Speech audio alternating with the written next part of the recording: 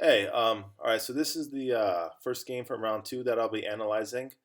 It looked like I thought we had one more game from round one to analyze between Josen and Vincent, but it looked like the game got disconnected after only three moves. So yeah, if there's ever any games that have like a disconnect or anything like that, there's no real point in analyzing it if the game got cut short. So I did have some time to make this. First video round two, so I'm pretty excited about that. So this game we had Nathan with the white pieces, and he played Steven who had the black pieces. So this is going to be a pretty exciting game to go over, I imagine. So we'll get started. Hold on one second. Let me make sure I get this. Yeah, if you forget to click this float on top button, then the picture disappears. So yeah, okay. So here we go. All right, so it started with knight f3. So this is a very principled move by Nathan. He's getting his knight developed and he's controlling a couple of center squares. This is a very common opening choice of a former world champion Vladimir Kramnik, and basically a lot of players play knight f3. It's considered just a very practical move. You're getting your knight developed, you're controlling some center squares, and it's also a very flexible approach. So you're not committing any of your pawns to the center. So there's a lot of different setups you could play here as white. You could play c4 and d3, which is like an English pawn structure. You could play c4 and d4, which is more of just a queen's pawn structure. And you could also go into some king Indian attacks, which I haven't taught the kids this yet, but it is a logical approach with d3 and e4. And then you notice with the pawns on d3 and e4, the light square bishop won't get outside the pawn chain, so therefore you're going to play g3 and fianchetto the bishop, and this is considered a king's Indian attack, which is basically the same as the king's Indian defense, except you're playing it from the white side. So here Stephen played d5, so also a very logical response. So attacking a center square in e4, allowing the light square bishop to get developed, and yeah, just making a very reasonable move. So here we had e4 by Nathan. And it's funny, I used to play this opening myself. Not often, but I did like to go for this idea. Usually the opening goes from e4, d5, knight f3. So here we have what's called a transposition. That's when you get the same position in chess, just via a different move order. Okay, hold on, let's go back. All right, so here we had bishop g4 by Steven, which is a really interesting choice. So obviously, Steven could have accepted the gambit with d takes e4, and then after knight g5, black just has to be slightly careful to avoid some tactics here. But black has a perfectly playable position for the pawn, and yeah, I'm going to say this, and since every video is kind of individual, I'll say this every video. But the point of a gambit, which is basically when you give up material, either a pawn or typically a pawn, but sometimes you can give up even a piece and some variations of different openings. The goal is almost always to just speed up your development, so allow your pieces to get developed faster than your opponent's pieces. And this gambit is no different. So yeah, if white can get like a lead in development by giving up the pawn, that is the idea here. So bishop g4 by Steven was quite logical, creating the pin.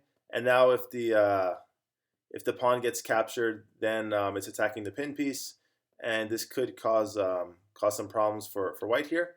So we had e takes d5 by Nathan, which is a very good move because we didn't want to allow the pawn to take. And then d3 would be way too passive here. After just like pawn takes, black could already initiate the queen trade, and now the knight would be absolutely pinned because if the knight moves, there would be a check. So this is just this would be a pretty bad starting position for white here. So I think Nathan made the right choice by just taking the d pawn here. So here we had knight c3, a nice developing move. So queen d8 came. Yeah, so this was a nice plan by Nathan. So basically the black queen developed to the center quite quickly. So remember, one of the reasons why you want to be careful with developing your queen too quickly is you allow your opponent to develop their pieces and attack the queen. So this is called a tempo when a lower valued piece attacks a higher valued piece. And remember, if White's able to keep developing pieces and attack the queen, then White's going to get a huge lead in development, because while they're moving different pieces, Black is going to have to move the same piece. So here we had Queen D8 by Steven, which is a very logical move. There's a lot of variations that Black could have gone for here. They could have played Queen A5 as a typical Scandinavian defense. So the Scandinavian defense is E4 D5. So yeah, Queen A5 is the most common reply after Knight C3. He could have also played Queen H5, Steven, trying to reinforce the pin. So now he would have two pieces attacking the pin knight. And Queen D6 is actually becoming quite fashionable in these lines also. So the idea behind Queen D6 is just to keep the queen flexible and sort of see how what White does next. But Queen D8 is perfectly fine. All right, so here we have Bishop E2 from Nathan to get out of the pin. I think Bishop E2 is fine. I would have liked to have seen Bishop C4 here. This is a little bit of a more active move. So now there's only a couple of good moves for Black here. They have to play either. So actually, I think they would have to play E6 here. So let me give this line that I think Nathan and Steven might find interesting. They might not know this idea. So after Knight F6, there's a really cool tactic for White here. So White can just go Bishop takes F7 check, and then after the king would have the king doesn't have to take it. Could go to D7, but then the king can't castle, and White just picked up a pawn. So most likely they'll play king takes F7, and then here White has this really cool move Knight E5. And notice that this is called a relative pin, not an absolute pin. So generally the knight would not want to move because you'll lose the queen, but the knight is allowed to move. Versus if there was a king on D1, for example, then the knight wouldn't be allowed to move. So that would be an absolute pin. So yeah, here we're forking the king and the bishop. And then after the king moves, say to, I don't know if G6 is the best square. Let's just pick a square. So say we go G6. Oh no, we can't because it's still in check. So that is not the best square. So say after King G8, now we have two attackers on the bishop on G4 and only one defender. So we could just play Knight takes G4 and we're just up a clean pawn. Notice the Black King is not a very good piece because the rook is stuck in the corner, so the rook can't get developed. There is some weaknesses on the light squares, and also White is just one move away from castling. So Bishop C4 would have been an interesting threat here. And yeah, Bishop C4 would basically force Black to play E6, I believe, to avoid this tactic. And I think that after a move like D3 is playable. Actually, let's say a move like H3, attacking the bishop, and then inviting bishop takes F3, queen takes F3. Now White just has a very good development. 3 pieces to none. They're creating a threat, attacking the B7 pawn, and White can castle. Whereas Black is at least 1-2 developing moves away from getting their king safe. This would have been quite a comfortable position for White here. So yeah, so I think the advice here is, since White didn't do anything wrong, they just got their pieces developed logically. Every move they made was pretty accurate, I'd say so far. There's an opportunity to play a little bit more actively than Bishop E2. So of course I understand the idea of wanting to get out of the pin, but I think that as White we do have the advantage of the first move, so we could have played a little bit more aggressively here with probably Bishop C4. All right, anyway though. Okay, now so to say, I did only say E6 was a move, but I guess also Bishop takes F3 is a possible move, but here now we're threatening F7 and we're threatening B7, and there's no good way to deal with both of those threats. So yeah, so this wouldn't really be so good for Black either. So yeah, E6 would probably be the only move that would make any real sense here. Yeah, I think everything else is just losing. Okay, so yeah, so Bishop C4 is a good move to keep in mind for Nathan and Steven here. So Bishop E2, Knight C6. Okay, good developing move by Steven. It looks like he's trying to prevent. Well, I think that White can still probably get D4 in. So the idea is if take Knight takes, we do get to win the B7 pawn. And then also notice there's a very nice tactic here if they play Queen takes. So here we have there's one attacker from White on the queen and one defender. But here White has the opportunity to eliminate the defender by playing Bishop takes C6 check. And then after, they could move the king, but say after the pawn takes, then you just pick up the queen with obvious, winning advantage since you're up a queen. All right, so here we had castle by Nathan, which seems reasonable. Knight f6. All right, d3. Yeah, I'd like to see Nathan be slightly more aggressive. I think d4 we can get away with this move. So generally we wouldn't want to give up a center pawn for this pawn on the wing. So let's go back to this variation here.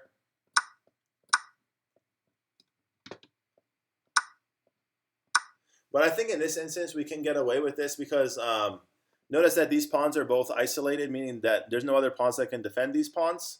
So both of these pawns are huge potential weaknesses. And we have a lead in development as white, since our king is safe, and the black king is still a couple moves away from getting their king safe. So I think we could justify giving up the center pawn for this the b pawn here, and then say after move like rook b8, just bishop a6, and then we could probably bring the bishop back to d3 at some point, or even c4 with just a comfortable game here. So notice we'd also have the two bishop advantage, white in this variation. So once again, the two bishops are beneficial because you control both the light and the dark squares, whereas your opponent's only going to be able to contest the dark squares, and they're going to not be able to fight for the light squares as well.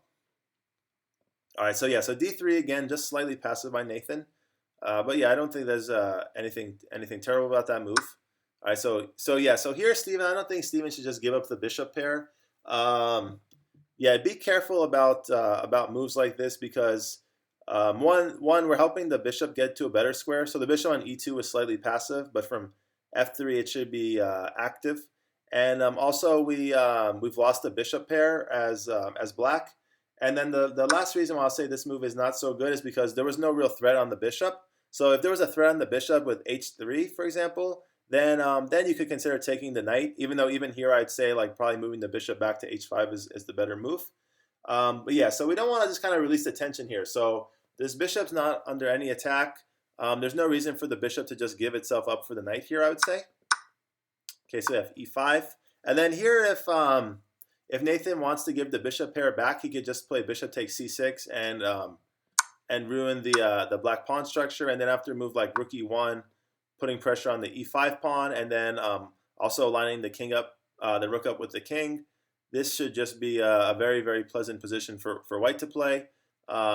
So yeah, the black king is still stuck in the center. They have this weak pawn on e5 that we can easily attack again with d4 if we need to, taking advantage of the pin. It's not easy for the pawn to get to e4 because, so like even if we play d4, e4 is not really possible because we have two attackers and there's only one defender.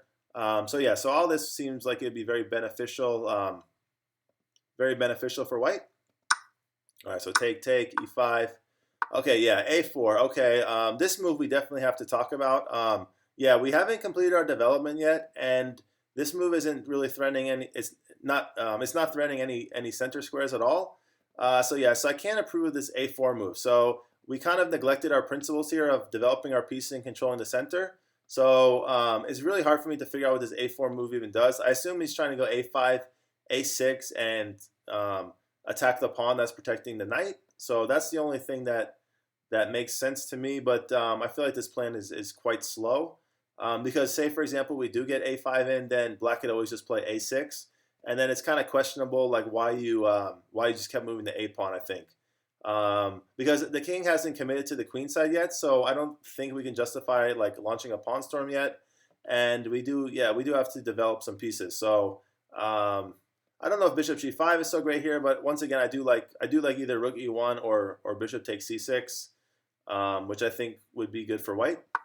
So yeah, queen d7. So now we allowed Steven to castle queenside.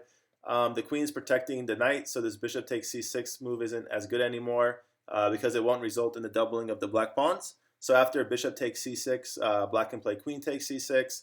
And I just really like, I think that black is solving their problems, whereas just one move ago, if we don't play a4, I think black is in some considerable trouble already. All right, so here we have bishop e3. So one of the things that I look for in any chess game, my own or other people's, is like the consistency in the plan. So I just don't really understand like what a4 and bishop e3, how these two moves like work together. And this is something that that we're going to work on a lot in the class, and that Nathan's going to get much better. All the kids are going to get much better at this. But I do like to see like if you're playing with a plan, and there's like a logical some logic behind your moves, then that's kind of how chess is meant to be played. So pushing like a4 in order to, and then playing bishop e3, I don't see how these two moves really like work together so well. So yeah, I just don't understand the last two moves from Nathan so much. All right, so a6, and yeah, I don't really get this move either from Steven, because if he wants to castle queenside, a move like a6 is just going to create a weakness. So notice like when the pawn starts advancing up the board, we're actually just creating weaknesses, because now the when you move the pawn from a7 to a6, you're weakening the b6 square. So one potential plan here is say we're committed, black's committed to castle queenside, so let's just make a random move for white. So here I could see some plan of say something like knight e2, and my idea is I want to play c3 and then b4 and b5 and open up the position. So remember when you have the opposite side castling, so here the white king castled king side, the black king castled queen side. This is when you're going to have the exciting positions where you just start launching your pawns, because you don't really generally want to launch the pawns in front of your own king, because that creates weaknesses for your king safety. But when the kings are castled on opposite sides, you could just start pushing the pawns and launching an attack here.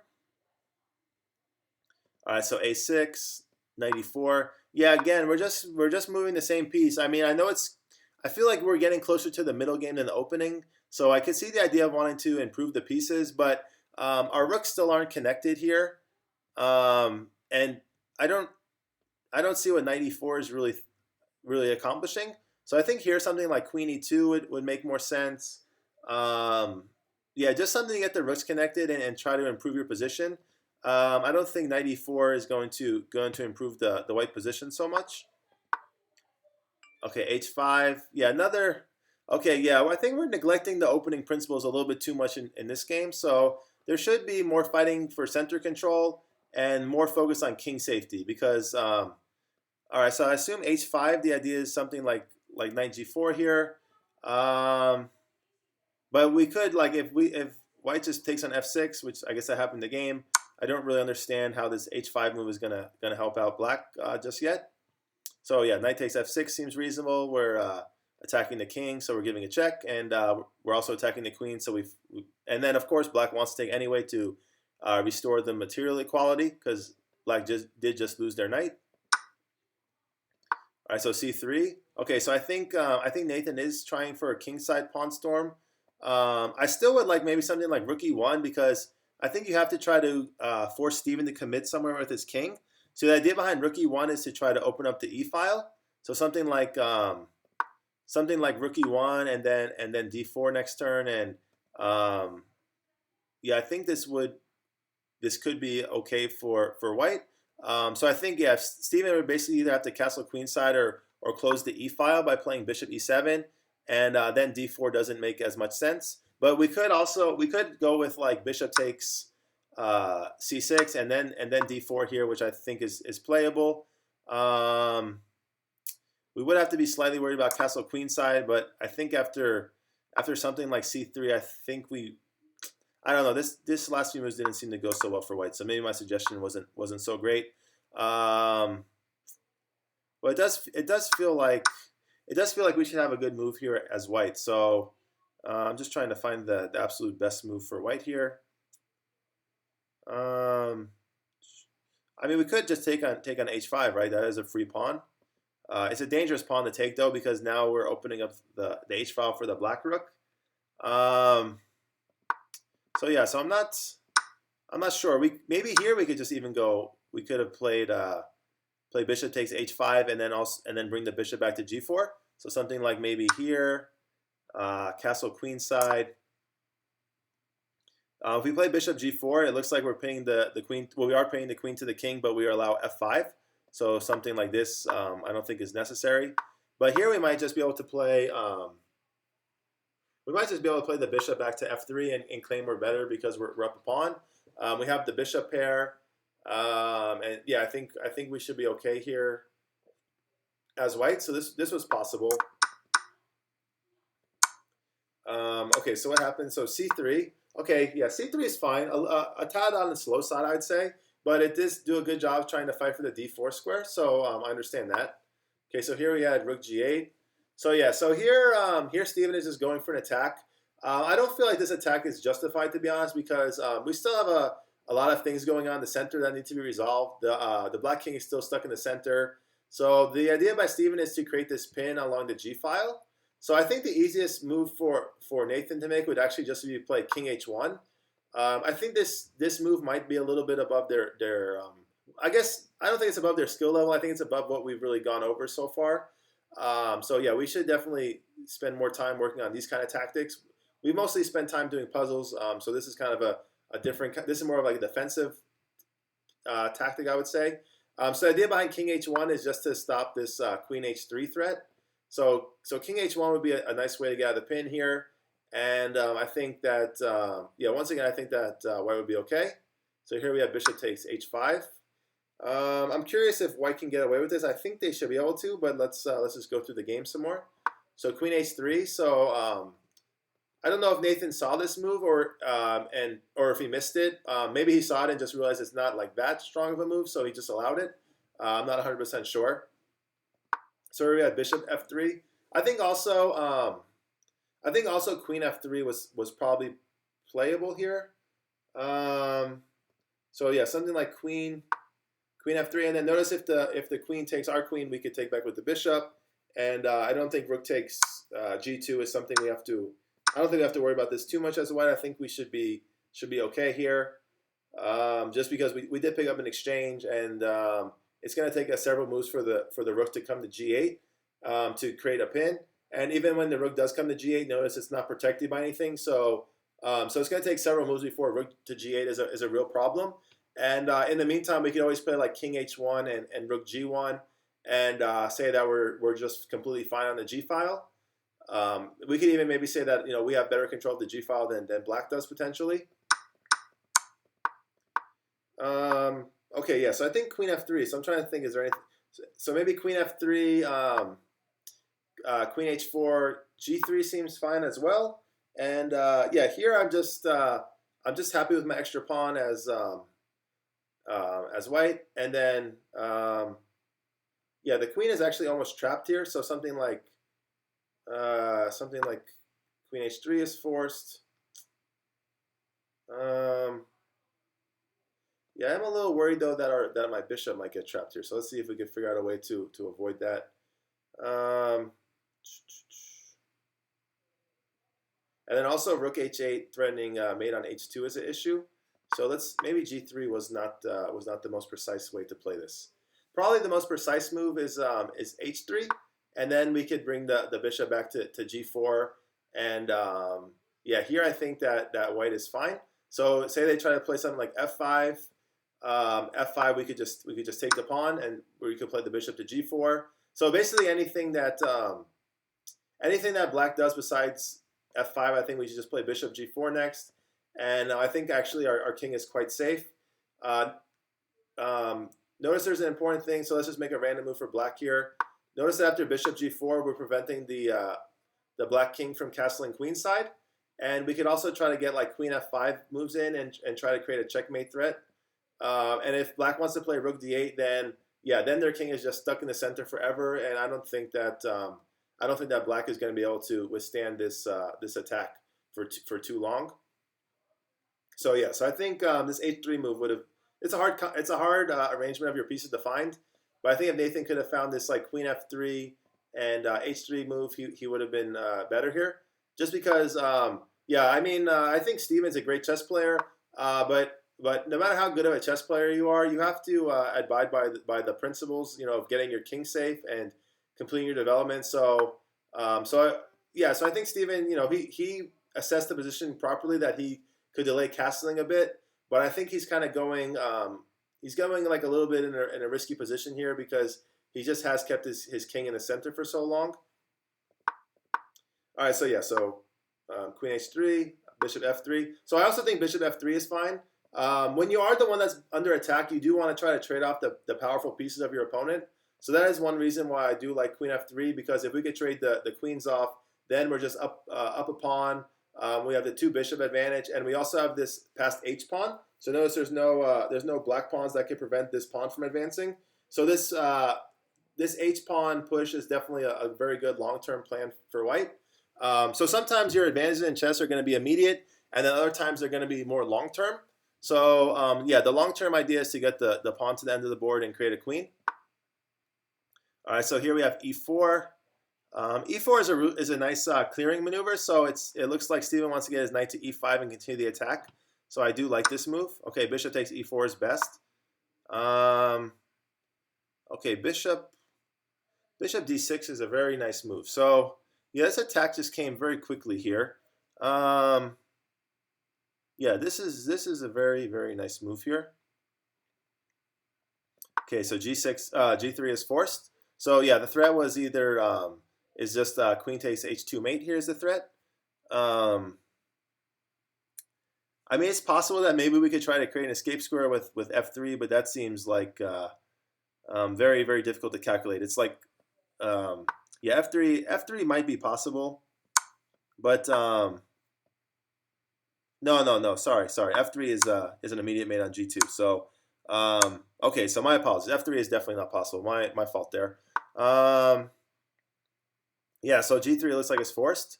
And then here, like if Steven goes for some line like this, which he didn't do in the game, this actually I don't think this definitely would not work here.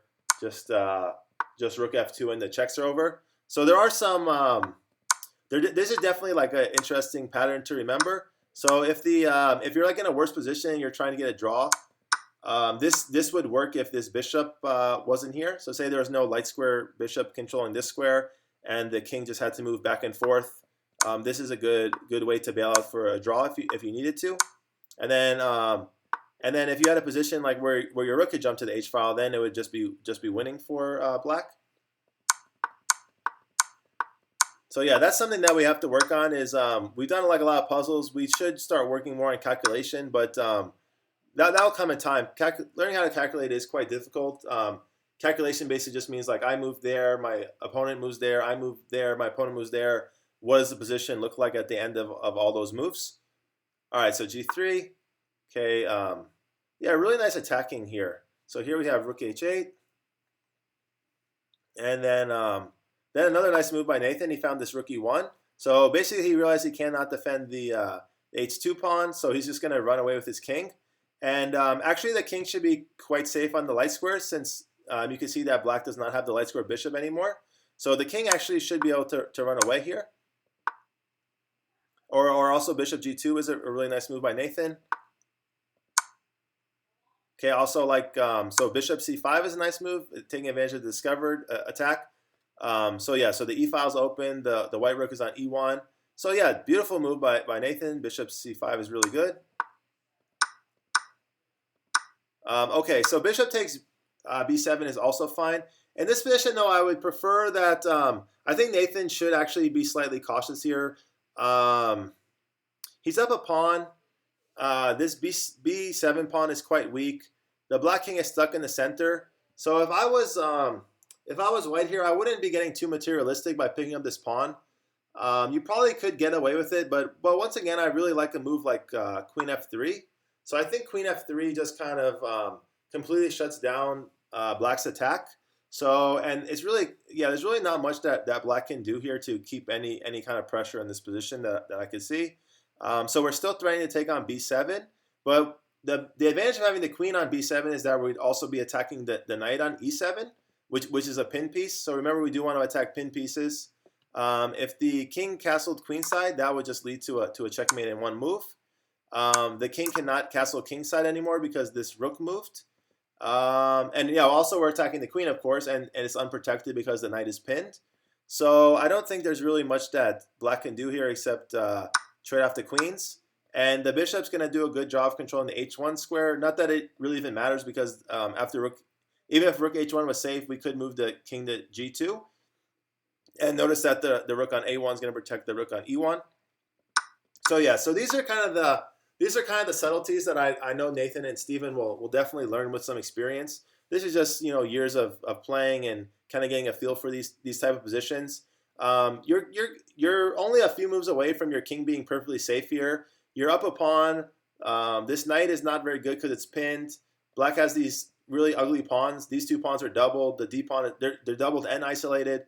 The D pawn is also isolated, meaning no other pawns protecting it. So if you could just trade the queens off here, then basically everything is just completely going your way.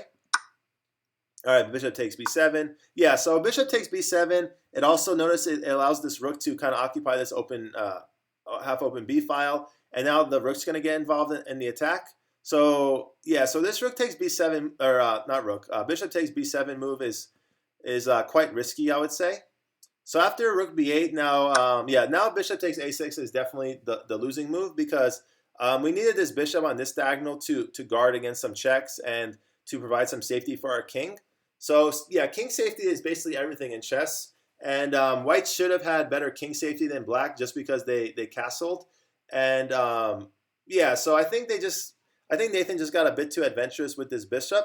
And yeah, again, this is just something that's going to take some time to learn. But Nathan is giving chess his all, more than any student that I have. Just I see him on Chess Kids and I see him on chess.com every single day. I think he's playing like just as much as me, actually, if not more, which is saying a lot because I have been playing a lot of chess with the quarantine, just trying to have some fun online and get some games with my friends usually, and then of course challenge some other people when I get opportunity. I've been playing some USCF events, for example, and getting some good games in online. But yeah, that was an aside. So back to the game. Yeah, I think Nathan, if he just kind of keeps the bishop on this diagonal, and yeah, again, if he shouldn't take the pawn on b7, because he basically turned this rook that was doing absolutely nothing, which was a very passive piece. He basically gave it something to do. So notice right now this rook has absolutely nothing to do. Even if it goes to c1 to get on the half open file, it's never coming to c3 because of the pawn. And I don't know. I don't really see any plans for like even rook c5 to e5. Maybe that's the best that black can hope for this rook to accomplish in the game. At least for the time being. It's going to be a lot of moves before this rook gets active. So I think here just kind of play some defense for like one move as white, trade the queens off, and then everything after that is just going to be to your advantage. These pawns are always going to be weak. This black king is going to have a hard time finding safety, and then in the meantime you could kind of double up the rooks. All right, so yeah, so here we had bishop takes, and then yeah, there was a mate in one thread here, and yeah, there was a lot of threats here, like queen f3 and queen h1 is also a mate threat. So there's really no way for Nathan to meet all the threats. So essentially just what happened was the rook went from being a very bad piece to like a monster of a piece. So whenever the rooks can get to the second rank for black or the seventh rank for white, they're generally just fantastic pieces. So bishop b5 check, king f8, and now actually the king is like just completely safe. So yeah, I think Steven is showing an example of how to win a game by not castling, but I do think that's because Nathan missed some good chances, to be honest. I don't think this strategy of delaying castling is going to work out for Steven most of the time. But yeah, here it worked out quite well for him. G4 attacking the queen, and then queen takes f2 mate. So yeah, I thought Steven was very resilient here. He kept looking for his chances. I thought his attack on the white king was very, very instructive, and I also think that Nathan's defense was very instructive. This rook e1 move is not that's not an easy move to find. So realizing that the only way to avoid a checkmate is to create an escape square for your king is that's a very advanced concept that Nathan seems to understand already. So yeah, basically rook e1 just picks up another square that the king can move to, which allows the king to try to run away. Otherwise, they're just going to get mated on the h file. Yeah, so I think this was like mostly a very good game. I think that Steven and Nathan are clearly like some of the top kids that we teach. I'd say along with Brian, and then there's some other kids that couldn't play in the tournament, like Sam. That's also very, very strong. And then we have a student, Max, who's a bit younger but incredibly good. He's just been studying chess very hard for like last 2 years, and tactically he's extremely good. Sometimes we do the puzzles and he solves them a little bit faster than I do, to be honest, which does frustrate me as a competitor. But as a chess teacher, it makes me filled with joy and happiness.